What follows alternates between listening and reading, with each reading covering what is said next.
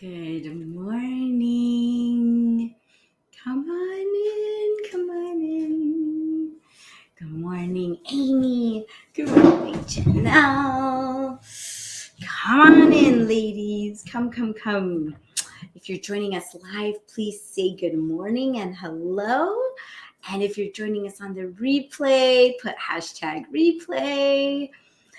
And if you're joining us for the first time, welcome, Hijag, welcome. I'm a hugger. Are you a hugger? I'm a hugger. So my name is Dr. Disha Phillip. I'm a cardiologist who likes to chat about all matters of the heart, everything from heart attack, blood pressure, cholesterol issues, all the way down, not all the way down, all the way over to stress, burnout, everything that causes the high blood pressure and the heart attacks and premature stroke, right? And so I've noticed in my practice that over the years now, I've been attending for 12, 13 years now, and having seen thousands of patients. One thing that we did not cover in my cardiology fellowship training was how do we help these people, these patients who are coming to us with palpitations, with high blood pressure, with heart attack, when we've already given them their medications to help them live longer. And yet these people and these patients do not feel healthy. We've talked about diet. We've talked about exercise. We've chatted about all of these things, and some of them have made incredible changes in their lives. And yet they don't realize that health is their natural well-being. So I'm also the founder of the Path to Meditation Mastery and Meditation for Female Physician group, because meditation came into my life multiple reasons. I had lots of patients asking me about, I don't want another pill. Good morning, Rebecca. And they were looking for alternative means. Can I try something else, right? And then I went to a conference in 2013, cardiometabolic conference, and one of the presenters did a whole review. There was a huge meta-analysis of alternative therapies that help with cardiovascular disease, and they looked at chiropractic care and acupuncture and all yoga and all this stuff. And the only one that had statistical significance in really moving the needle was meditation. And so I kept that in the back of my head, like, I gotta check out this meditation thing. I mean, I've always been kind of interested, but all I knew is I would sit in a yoga class and we would start meditating, and my shoulders got tenser and tenser and tenser. And I felt more stressed after the meditation than before. And I was like, I can't do this. Hell no. And as you can see, I'm a talker, right? So I'm like, I can't shut off my thoughts. I can't find silence, like, oh my God, right? But people are asking for it, maybe one day. And then life happens, right? Life happens. We lost our daughter in 2008. That was the beginning of my spiritual journey, going, wait a second, what the heck just happened here? This wasn't in my plan. This wasn't in my plan of graduate high school, go to college, go to medical school, do internal medicine residency, do cardiology fellowship. I mean, everything was going the way I had planned. I mean, it wasn't easy. I had to work hard, and I didn't always pass with flying colors. And this was not in the plan. So that threw me for a loop. Tell me in the comments if any of you can relate. I think there are some physician sisters in this group who have had big losses. So I'm telling you, especially those of you who have lost your children, that you are in good company, that we are angel mamas. We got to stick together because they are with us, our children. Yes, they are. My daughter's name is Ria. She would be 14 years old. And she hangs out with me all the time. We celebrate her birthday. She hangs out with her little sisters also, Elise and Nina. You'll see them sometimes here. So anyhow, so after Ria passed, we were blessed. Again, not without trials and tribulations with Elise and then with Nina. And then I was working 70 hours a week, trying to nurse, trying to sleep train. My husband was starting his own business, and I was spinning on the hamster wheel, going, and my mind racing.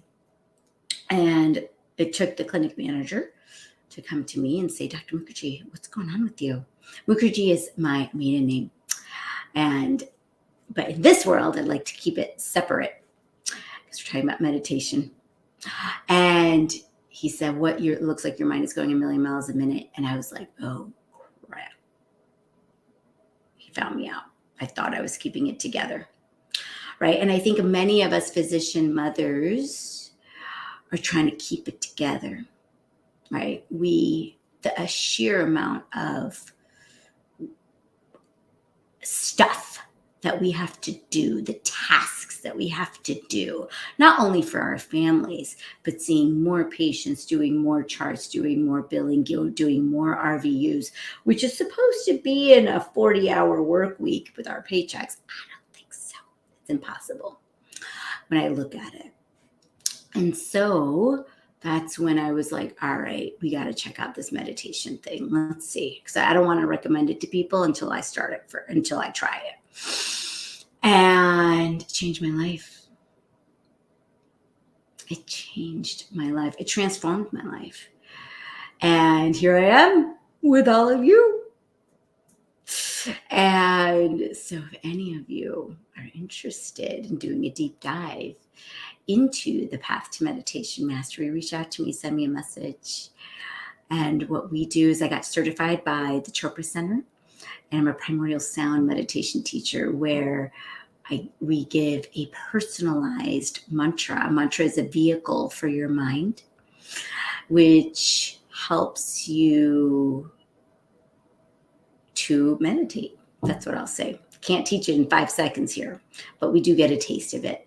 And so we meet here Monday through Friday in the mornings to have a healthy breakfast for our souls and spirits, because we are not our thoughts. We are the thinker of our thoughts, which leads to our message for today, July 21st.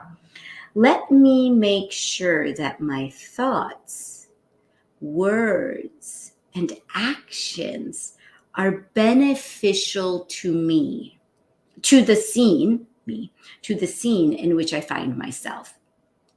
Let me make sure that my thoughts, words, and actions are beneficial to the scene in which I find myself. This is so important. And so when we start meditating, we can take a little bit more personal responsibility for the thoughts, words, and actions, because from our thoughts come words, and from our words come actions.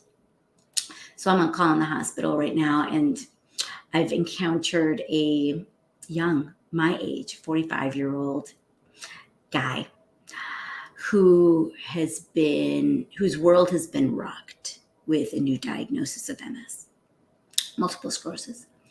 And unfortunately, he also has an alcohol addiction, a marijuana addiction.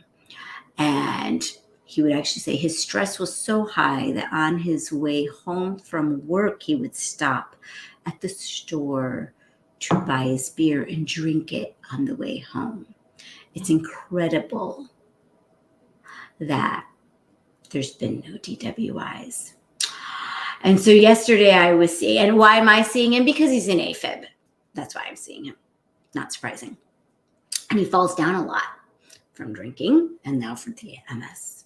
So we're a little concerned about putting him on blood thinners and all that. But anyhow, so he's sitting there and he's like, I don't know what I'm going to do. What if I can't walk? What's going to happen? And he's got 3 kids separated from his wife. The youngest is 9.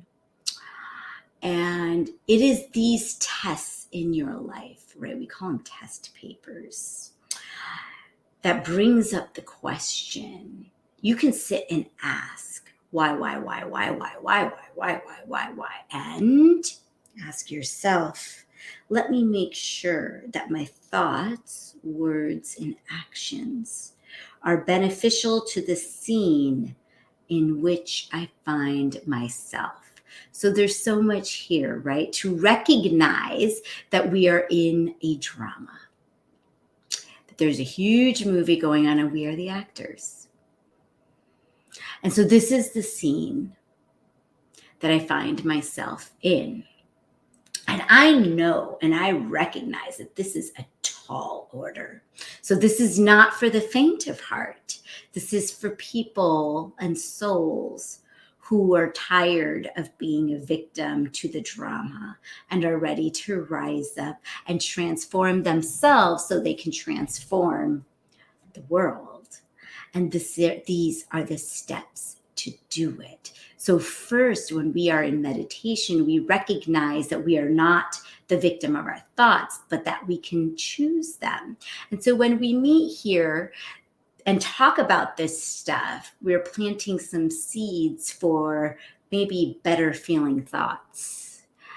So we don't just have to sit. Instead of turning on the news first thing in the morning, we sit and we imbibe and we take in thoughts that are more beneficial to me so I can use them when I find myself in a scene of life that is less than joyful. So how, and this is how we elevate ourselves. It's easy to be happy when everything's just awesome, right? But as we all know, as we've all seen over the last couple of years, especially in medicine, right? The burnout, the exhaustion, the what the heck is going on. Many of us going through divorce, deaths, right? So these are the test papers of life. These are, how do we become unshakable in the chaos? And you might ask why. I can't do it. You have to. You have to do it because we are the ones who are the role models. We are the ones who are supposed to be healing. We came into the profession because we knew we wanted to help people, help our soul siblings, right? Thrive in their lives and heal them. But we can't heal them if we don't heal ourselves first. Physician, heal thyself. So we must take personal responsibility. And it starts with, let me make sure that my thoughts, words, and actions are beneficial to the scene in which I find myself. So I sat and chatted with that young man and I said, I know this sucks and this is rocking your world, but this is your wake-up call. And you're at a crossroads now to decide who you're going to be and what role model you're going to be for your 9-year-old and for your kids. Are you going to be the guy that says, you know what, I get back up every single time I get punched down and I will still be independent? I will try. Because that's who I would want. That's who I want to be for my children and for myself. Or are you going to just lay in that victim place, not being able to help yourself? Because when we're in a victim mode, we put ourselves in our own prison and we throw the key away. Is that who you want to be? What legacy do you want to leave for your kids? That my dad just couldn't handle life. Or look at what he conquered. Look at what he persevered through and still managed to give us love. It's a tall order, absolutely. But it can be done, and we've seen examples of this throughout history multiple times. If you're seeking for examples of persevering through strife, A Man's Search for Meaning by Viktor Frankl, The Choice by Dr. Edith Eger, amazing stories of triumph. July 21st, Ask and It Is Given. Remember that the law of attraction is a powerful law, and that it is not possible for you to find and hold a thought if your current vibrational set point is very different from that thought. You only have access to thoughts whose vibrations are somewhere in your current vibrational range. Okay. Remember that the law of attraction is a powerful law, and that it is not possible for you to find and hold a thought if your current vibrational set point is very different from that thought. You only have access to thoughts whose vibrations are somewhere in your current vibrational range. So you may say, Dish, that guy with the MS and the alcohol and right? He's not in that vibrational range to be able to be like, I'm going to be a hero for my family. Could be. But we also are all emitting a vibration. So as a physician, right, if we're playing that role, if I'm playing that role, right, that of healer, I ask myself, how can I help increase or elevate the vibration of the one that I am seeing, right? I can try, it's up to them, right? I can emit a vibration as well and see if I can attempt to elevate. And if you're finding yourself in a place, right, where your thoughts are very, very much of a low vibration, there are ways to slowly increase your vibration. And so when we go back, you have to first decide and recognize where you're at. Emotional guidance scale. And if you don't know about this, put it in the comments in live or in the replay. If you're not familiar with the emotional guidance scale, we can talk about it in more in depth on one of these mornings. But you can't, it's impossible to go all the way from the bottom all the way up to here in one thought, typically, because the vibrational energy is very different, right? But you can slowly work your way up by choosing a better feeling thought. Believe it or not, being in a place of anger and rage is actually a better feeling thought, a better vibrational thought, a more elevated vibration than being in bed with the covers over your head, not being able to get out of bed. That's all the way at the bottom. Okay. So that's just a little bit of a taste of that. And it's a skill, and it can be learned if you want to. Okay. Let me know. Would love to learn more about emotional guidance skill. Awesome, Kima Ben. Welcome. She's in the house. Wonderful to see you. You got it, girl. We'll talk about it tomorrow then, okay? For you, Kima, show up. All right, awesome. You got it. We'll talk more about it tomorrow for sure. We'll do a little mini class. All righty. We're going to pull our soul's journey card, okay? Let's see what the message for the day is. What is it that we need to hear? Thursdays. Law of intention of desire for my students there in the Path to Meditation Mastery. What is your intention today? Think about it. and the message that somebody out there needs to hear, as well as myself. I always need to hear all these messages. Let's see. Ooh, I don't think I pulled this before either. Success. I know that there is no greater goal than to, students, what? There's no greater goal than to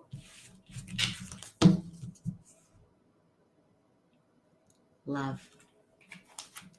Not surprising. It always comes back to that. That's why I love it. That's why I'm here. So huge. All right, here we go. Success, success, success, success, success. I've never pulled this card. Success can mean many things to the ego self, but the soul only knows one triumph, and that is to love. When your soul is no longer manifested in the physical dimension, it is a time of reflection on how successful it was with that endeavor. Help others love, yes. The soul doesn't care how big your house was, or how nice your car was, or how many bank accounts you had. The soul only cares about how you expressed love and compassion. Kima Ben, helping others is love. In the infinite wisdom of the universe, the more love you demonstrate, the more you will receive. And even your ego's definition of success is altered. Your notion of how you would be perceived as successful will change. The material things that you thought would make you happy will not have the same appeal. Isn't that true? Love it. So let's go ahead and get quiet. Just have a little bit of time. Get comfortable wherever you are sitting and let me guide you. Okay. Close your eyes and visualize your heart in the center of your chest with two nostrils, one in the right ventricle, one on the left. And let's go ahead and take a deep breath into your heart.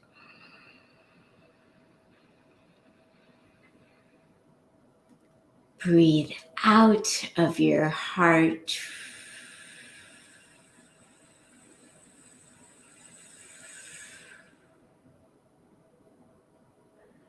Breathe into your heart and really make an earnest effort to conjure up. You could do it by visualization or thoughts, but you're going to try to conjure up feelings of love, joy, passion, enthusiasm.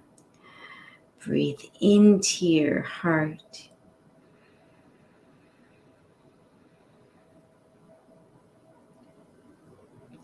Breathe out of your heart.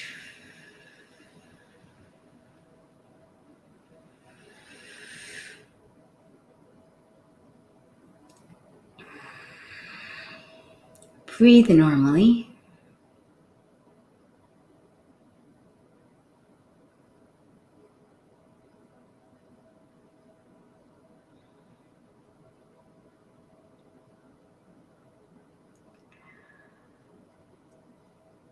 And we're going to ask ourselves one, the most important soul question. Who am I?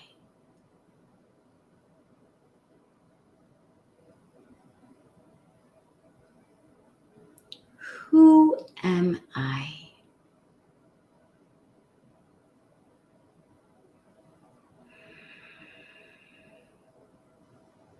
I am not this body. I am the one who uses this body as an instrument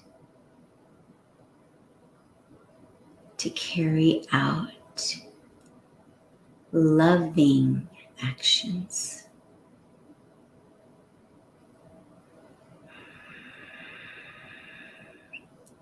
I am the one who utilizes my eyes to see.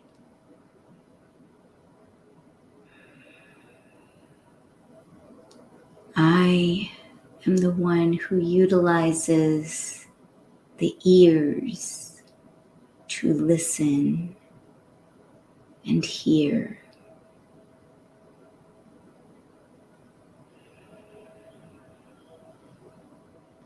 I am the one who uses my brain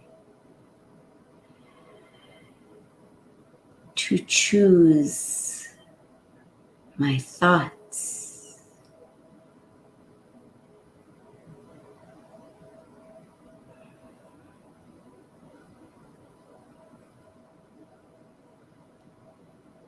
I am the one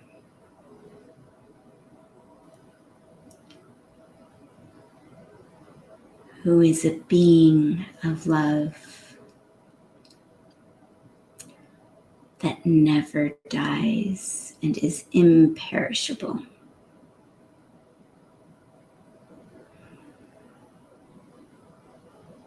I, the soul, have existed before coming into this body and will continue to exist after. Who am I?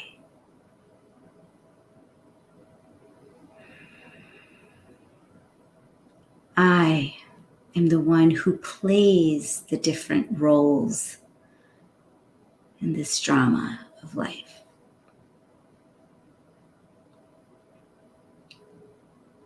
But these roles do not define me.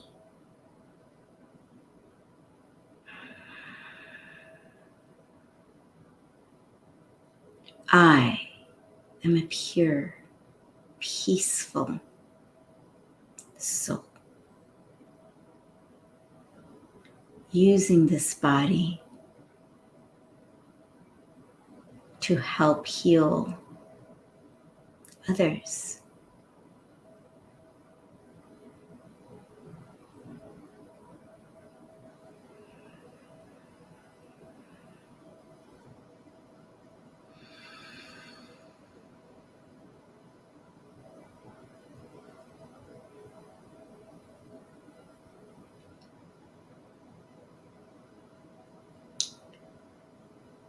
And now I'll express 4 intentions. Just repeat them silently and release them into being. Joyful, energetic body. Joyful, energetic body. Loving, compassionate heart. Loving, compassionate heart. Reflective, alert mind. Reflective, alert mind. And lightness of being. Lightness of being. Continue to rest.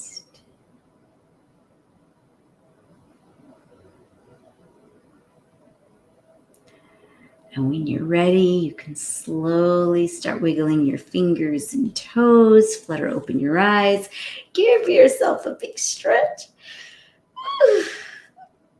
You can bring your palms together to your heart center and give yourself a little bow of gratitude for bringing yourself here today for a healthy breakfast, or maybe lunch or dinner or snack, depending on your time zone if you're watching on the replay. And from this place of being reminded of your truth, we get charged up. And so let's give a blast of that love and light energy out to all of our family, our friends, our community, our city, our state, our country, to all of our patients, and to all of our soul brothers and sisters on this planet. And then from there, we give a blast of that energy out into the universe. And then from there, it gets boomeranged right back to us. I'll say namaste. The divine light in me sees and honors the divine light in you. Have a wonderful day, everyone. If you're watching on the replay, make sure you put your takeaways, or if you're watching live and you haven't put your takeaways, put them in the comments. It serves everyone and it helps others. And if you're watching on YouTube, hit like, subscribe, and share. And I'll see you back here tomorrow. We'll do a deep dive into the emotional guidance scale. Sending love. Mwah!